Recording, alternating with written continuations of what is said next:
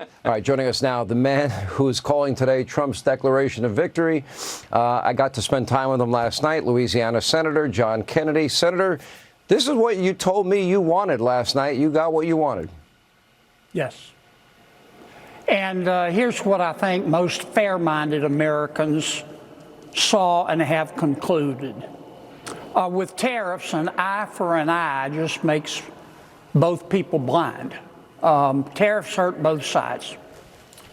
Number two, it's undeniable that many countries, including but not limited to China, have used tariffs in a way to hurt the American people, and they've been doing it for a long time, since God was a child.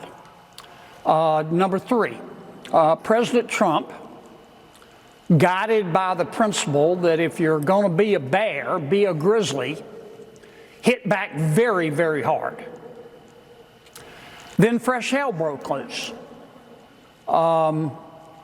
Most members of the media were saying that civilization is going to melt and that we're all going to be living in a refrigerator box behind Outback.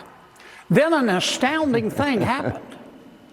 I thought that these countries were going to bow up and fight, but fully half of the countries in the entire world said no mas.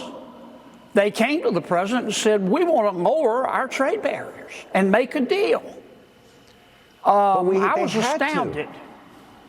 And well, no, they didn't. They could have bowed up and fought, but they decided it was to their manufacturing.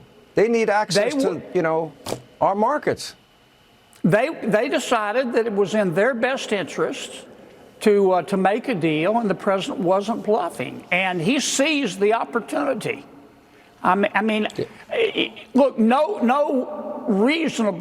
person with an IQ above his age can believe that these countries would have come to the table but for what President Trump did. Now, some don't want to admit that, but it's the truth. And, deal making is an art. President Trump has clearly mastered the art. It was an impressive couple of weeks. I think you were a little shaken yourself at one point. I was beginning to worry if you were going wobbly on me. But I think there's something much deeper in play here, and I want to get your thoughts on it. I think this solidifies the Republican Party, the MAGA movement, as the party that represents working men and women in this country and is standing up for them. And meanwhile, the Democratic Party is the party of coastal elites that choose Wall Street over Main Street. And this is a dramatic shift. Now the Republican Party represents the people that truly do make America great, the people that work in those, the UAW workers, the steel workers, the manufacturers, the people, that work hard, play by the rules, pay their taxes, obey the laws, raise their kids, go to church on Sunday, and, are fighting to put food on their table. They're the ones that benefit, aren't they? Yes, but I want to go back to your earlier comment. There was a sharp debate and disagreement in the White House. The president had many advisors telling him, do not make a deal under any circumstances. And I said I was very vociferous. I said, look, I don't know what the president's going to do. If it were me, I'd take the deal. And that's what he decided to do. Was that his plan all along? It certainly looks like it. But let me say it again. If you're going to be fair, no country who's come to the table would have come to the table but for the fact that President Trump did what he did. And that's just a natural fact, and I don't see how anybody, even those who hate the president, can disagree with him, nor could they disagree with the proposition that it was an artful piece of deal making. What it was is the American people and all these countries know they've been ripping us off.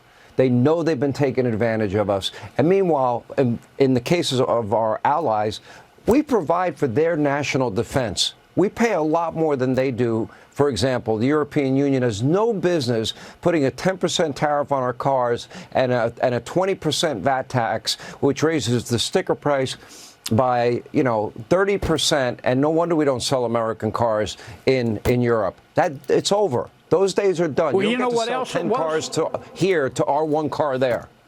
You know Last what word. else it was? Nolan Ryan said one time, the strikeout king. The press asked him, how did you do it? How were you the strikeout king? He said, it's real simple. They never know whether or not I'm going to throw at their head. And it gives me a little extra advantage. I was a pitcher. I sometimes hit people in the head, but it wasn't on purpose. It was always an accident, never on purpose. I didn't have quite the control or speed that he did, so it wasn't a big deal. Senator Kennedy, now you got to keep watching the show because we have a clip of you from last night that we're playing in the next segment, so I hope you keep watching. I deny everything. Whatever it is, I deny. It's on videotape.